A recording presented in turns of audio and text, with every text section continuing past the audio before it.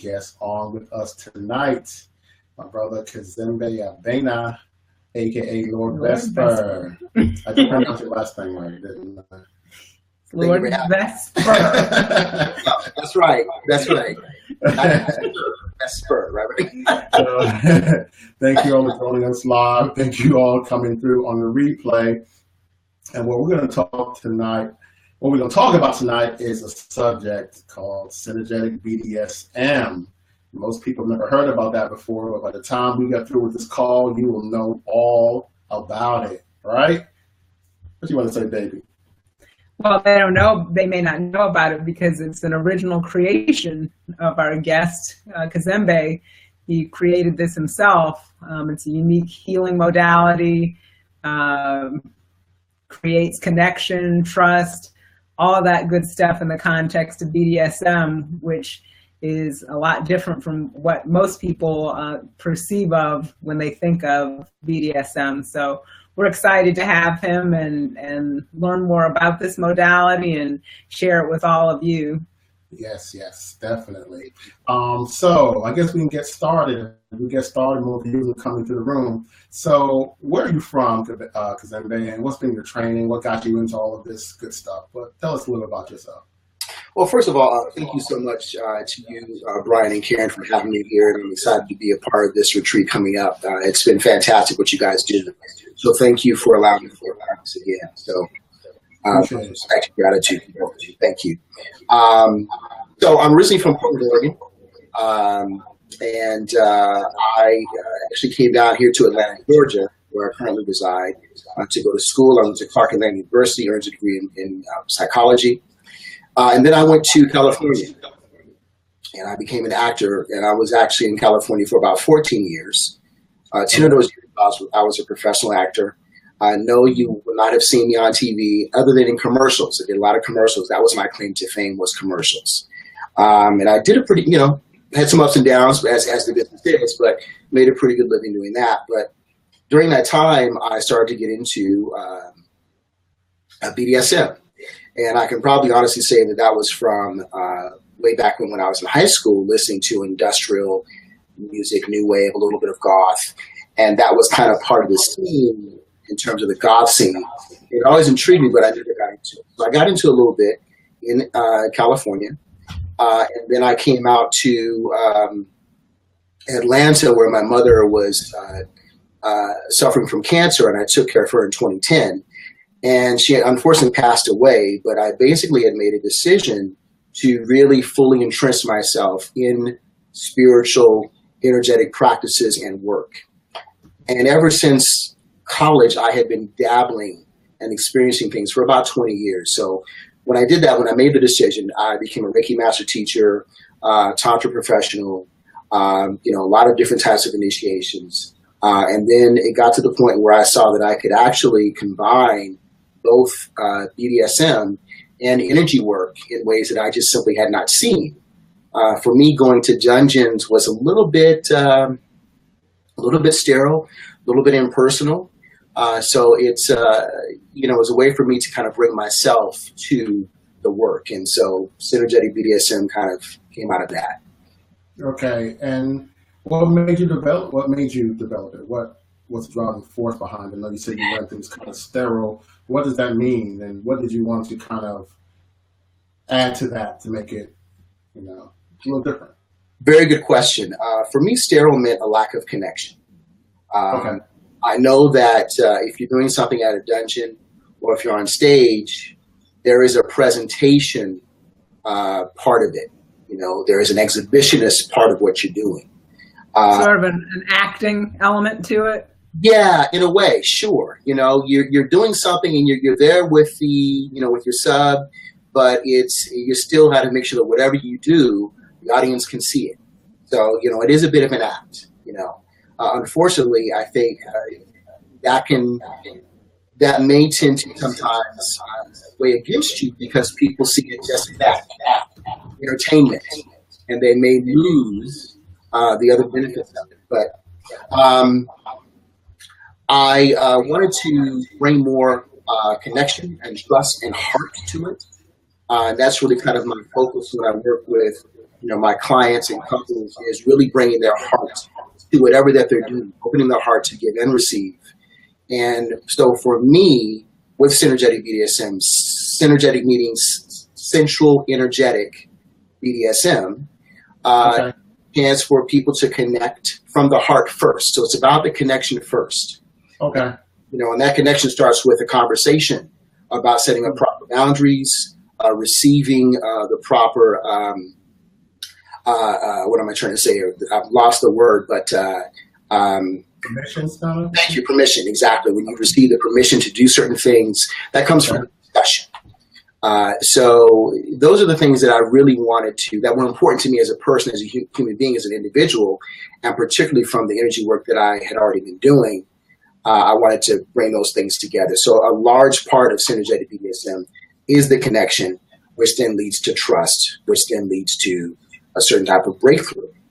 So it sounds to me like one of the distinctions is that the parties are present, are emotionally, physically, mentally, spiritually present in a way that they may not be, as you described, when it's sort of an exhibitionist acting kind of scene. Absolutely, absolutely. When I started to do exhibitions, one of the first things that I thought about, which kind of scared me a little bit, I said, well, I don't know how this is going to translate to a crowd because it is so personal.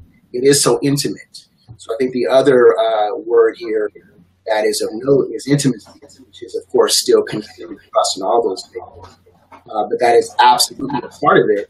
And I think that, in order to do this work, you have to be present. You have to be intimate. You have to be, engage it with an open heart. I know when I had first started to do this work on someone, I had, on people, I had one client, and she kind of stopped in the beginning. She said, wait a minute. And, I wasn't doing anything explicit. There was no sort of violating act. But just the holding and the embracing, she said, I didn't think this was going to be this intimate. So she had to step back and take a moment. She wasn't used to that. And she had played, of course, many times, but she wasn't used to that. And I said, that's what this is. That's what kind of separates this from, some other forms of BDSM, is that it's about intimacy. It's about the connection. So tell me, or tell us, what distinguishes this from traditional or classic BDSM? And also, for anyone who doesn't know, what does BDSM stand for? Very good, very good. BDSM stands for bondage, dominance, sadomasochism, mastership, submission. You can play around with those acronyms in various ways, but basically that. People just simply also call it DS, the dominant submission as well. It's just called DS to shorten it up. So that's what it stands for. So the things that separate this, in addition to the connection, is really three things. It's the connection plus the sensual touch plus energetic stimulation. So what you're doing is you're going between all three to raise the energy level of the person up so that can be manipulated for whatever the intention is. And actually, I'm sorry, four things, because the fourth thing is the intention. So you're setting an intention when you start to scene in terms of what you want the outcome to be. So with this method, it tends to be one of three things, either bliss, healing, or emancipation. So however that may translate to the person in terms of what they need, they can pick something that really corresponds to those three categories. And we talk about that. That's a decision that we make, and we move forward with that as a pair. So we co-create that for the individual. So let's say the pair chose healing. None of those words that comprise BDSM sound like healing. In some ways, they sound like just the opposite. Right. So how is that used to bring about healing? Good question. Good question. The thing about BDSM, and I would say the thing about countercultures, subcultures, etc., alternative ways of living and loving and connecting, is that you get to make up your own rules. Sometimes people do that and they still fall into the constraints and the guidelines of the majority culture. So they end up creating in a subculture, but they claim they didn't like in the majority culture by really boxing people into strict definitions. what I like about this is that, and again, what I like about subcultures is that you can really create your own way. So the thing that I often say is that you can bind someone, you can restrain someone, but you can hit someone, but your intention will color the action. I can hit you to hurt you, or I can hit you to emancipate you, to bring arousal, to have you face your fears so that you can become strong and courageous. So it really comes down to how acts are being done. Indeed, on the surface, it is the same. It may look the same on the outside to a degree. It's certainly going to look similar. But in terms of what's going on underneath, with the intentions and the connection, it's going to be different. And that's also why the connection is so important, because if we are connected to someone, we're in tune with someone. And if I'm in tune with you, it's far more difficult for me to just harm you, because there's some empathetic energy going on there. I'm sympathizing with you. I'm feeling you. I'm understanding what you need. So that's why it's all about how you start out. So the connection is I can't emphasize that enough. The connection is almost a protective mechanism for the scene to make sure that people are in sync and feeling each other. Interesting. And what I thought about, I know some people, especially people of color, African Americans, they have an issue with BDSM because, one, they're like, I'm not going to get beat by anyone again, or two, abuse, and it's a comfortable place for them. It kind of helps them stay in a place like that. So have you encountered that, and how do you kind of? Absolutely. That's a really, really great issue to bring up. And I will be honest with you, when I started to develop the method, in my mind, as a Black man, as an African-American male, I was like, there's no way I can justify just stringing a sister up and beating her, without some sort of positive intention. There's just no way. Gotcha. Now, of course, let's be honest here. There is certainly some sort of arousal that I'm getting from dominating someone, from tying someone up, from hitting someone. I'm not going to deny that. Absolutely. But again, if the focus is to exalt and uplift and heal and bring someone else joy, let that be the focus, as opposed to just beating someone into submission just because you can.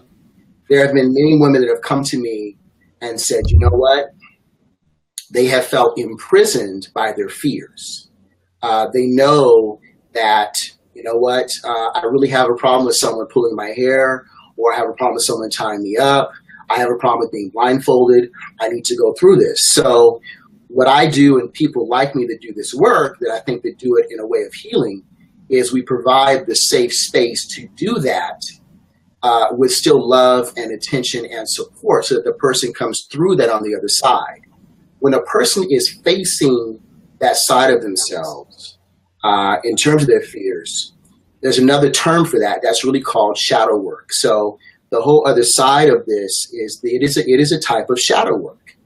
You are restraining someone who doesn't like to be restrained, possibly. You are blindfolding someone. They don't know what's coming at them next. You're completely dominating them. And they have to face that. There is no escape in that moment. There is no escape. Now, of course, again, prior to, we've had a discussion. We've set out parameters. We've done all these things. We've discussed what's going to happen. But the sub, if I'm the dominant, the sub, the submissive, does not know what's coming. They don't know what's coming and when. They don't know when it's coming. And they don't know for how long or how hard. They don't know. So it's my job as the dominant to, play within those guidelines and those parameters and take them to the edge and then bring them back. And take them to the edge and bring them back so that they know that they are safe. And by the end, they're like, you know what? I went through this. I'm not so afraid of this anymore. I went through this. I did it. We did it. Great. I've conquered something, Wow. So as a Reiki master, how do you integrate obviously Reiki is an energy healing modality. How do you integrate that into the BDSM to bring about healing and emancipation and those things that you talked about? What you can do is focusing on, there are various reflexology points around the body that you can focus on. And again, so it's about going from the sensual touch and the impact play to sending energy to these particular reflexology points. And you actually kind of want to get into a rhythm where you're going between all of these. And in doing that, you are actually raising the energy level. You're raising the energy level. And, the thing I tell people in workshops is that everyone has energy. Everyone has electromagnetic energy within them.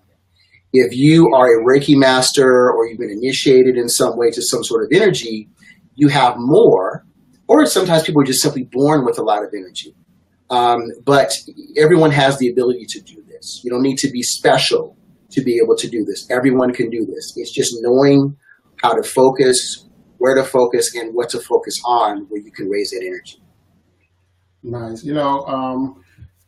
We met, I guess, going to our Sexuality experience, right? From the first time we Absolutely saw your modality. And before that, both Karen and I, we were like, it's for those other people, and it wasn't like we, we weren't curious about it, but it was just like I wasn't curious. She wasn't curious. She doesn't like pain at all. So.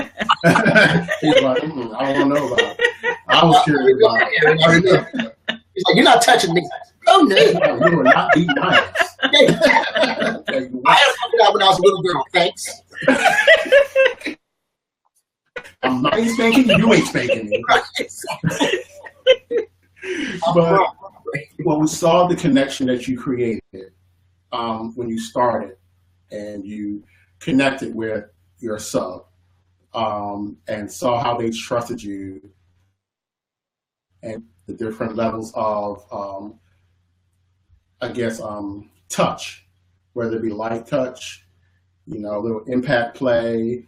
They gave you this. They would get to you, trust you, Indeed.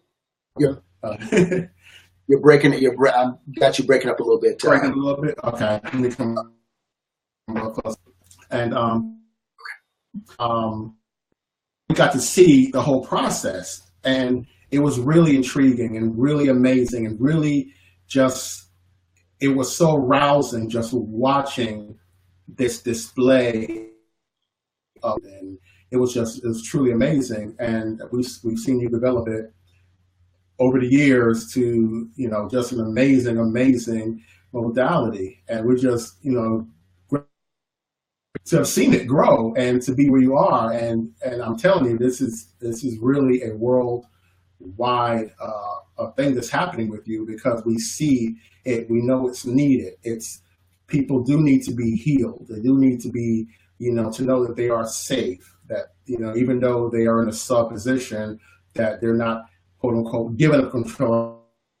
You say, isn't there something that you say? They actually... Empowering rather than disempowering. Right. Exactly. Absolutely. Thank you so much for the kudos, by the way, you guys, and Brian. Thank you so much. I appreciate that. And again, for those of you that are watching, it was really you all that brought me out of the closet, so to speak, with this, Brian and Karen, you all that brought me out. So I really appreciate this. I'm here because of you all, and you all, recognizing gifts to other people. So thank you so much. It is some serious healing work. It really is. And there are so many different modalities, so many different types, and so many different ways to heal. There's body work, there's energy work, there's meditation, there's yoga, there's mantras. There's so many ways. And this is just another way. Is it for everybody? No, it's not, but if you are a little bit daring and looking to break out of the box, this is something that you can institute within your relationship with your partner. Or just, go to a club and do something a little bit different, and just kind of, see where it goes. This is another way to kind of bring joy and excitement and fun to your life. And also, with this, you can take it as deep as you want. Some people just want bliss. They just want fun. They want some arousal. That's fine. You can do that with this. Some people want to go really deep. You can do that too. So this will go wherever you want to take it. Yeah, like you said, you've been to, I guess, 3 of our events now, the Sensuality Experience, and 2 of our retreats, right? Yes. And you're going to get an upcoming retreat in October. Can you believe it's about 2 months away? So, I can't wait. Anyone watching that, if you do want to see, there's a demonstration of this to come to the retreat. You know, what our retreat is, the Sacred Sexuality Retreat. It's going to be in Destin, October 11th through the 16th. And we would love you to, anyone to join us. Any questions, just give us a call, but you'll be there. But also, you do have workshops that you offer here in Atlanta, and you're willing to travel. I know you're doing some travel in the next couple of months, taking this worldwide tour. I'm saying that right now. It's a worldwide tour. Right. That's right. Let's call it out. That's right. That's right. That's right. Don't forget the little people. Don't forget the ones that, you know, put you along the way. You know? I've actually got a front row seats or something. A backstage pass. Backstage pass, something. I won't forget you guys. I won't forget you guys. Hey, go ahead and let them in. Let them in, huh? No, I know them. Yeah, come on. They're okay. But tell them how they can get in touch with you. How can, if you have any upcoming workshops, how they can reach you. Absolutely. And so forth. I have private sessions. I know you do private sessions for couples and single women. So tell them about that. So you can find me on Facebook. It's under Kazembe Abena. That's Cazembe. Last name Abena, Aena. Message me, inbox me. I also have my company. It's called Divine Resonance LLC. You can see more information about me on my website. That's divine-resonance.com. In terms of, I'll go ahead and give you my contact number now. It's 310-922-8357 to talk to me directly and to set up an appointment. In terms of workshops, I have them coming up on the 26th of August, which is a Saturday from 5 p.m. to 8 p.m. I have a special. Where is that? I'm sorry. That's in Atlanta, Georgia. Actually, no, I'm sorry. That's in East Point, which is really still. And that is at a place. I'm forgetting the name, but it's on Cleveland Avenue, 939 Cleveland Avenue. And I forget the name of the spot, but it's 939 Cleveland Avenue. And again, it's on August 26th, 5 p.m. to 8 p.m. I have a special now for $50 per person up to the 19th, early bird special. After the 19th, it'll be $75 a person. There are only 16 spots, so come and register now. You will also see that link on my page on Facebook as well.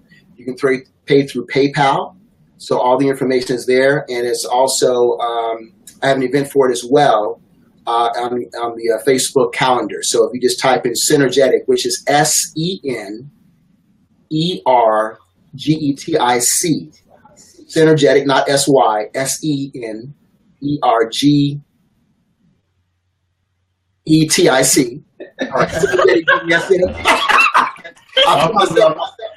Senergetic BDSM, again, sensual and energetic, Senergetic BDSM. You will find that event on the 26th on Facebook. It's a public event. And you're also offering private sessions at the retreat in Destin in October, correct? Absolutely. At a special price. Exactly, at a special price. I'll be offering those at a special price. Right now, I'm offering sessions privately for a single person, for just special for on this. If you watch this here, you'll hear it for $125 for a single person, or $175 for a couple. That's just special for those who have tuned into this. Brian and Karen, your people. Appreciate that. Yeah, so normally it is $175 for single and $250 for a couple. So pretty decent discount. I'll take advantage of that. Yeah. We can vouch for him. We've gotten to know Kazembe really well. We are friends. We laugh. We joke.